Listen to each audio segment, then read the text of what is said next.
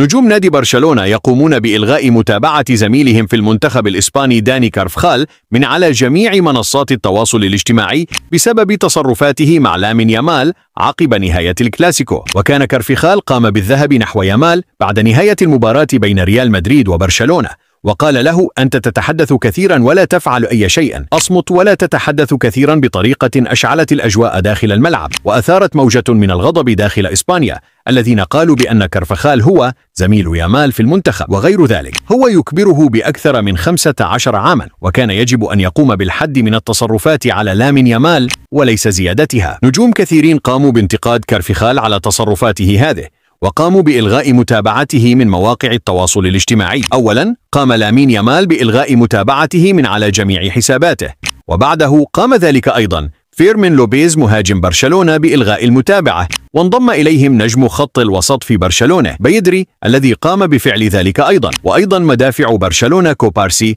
ألغى متابعة كارفخال من على الإنستغرام. فما رأيك بما قاموا به لاعبون برشلونة وزملاء كارفخال في المنتخب بهذا التصرف؟ هل يستحق كارفخال هذا؟ وهل فعلا أخطأ عندما قام بتسخين الأجواء ضد يامال، أم أنه تصرف طبيعي ويامال كان يستحق ذلك؟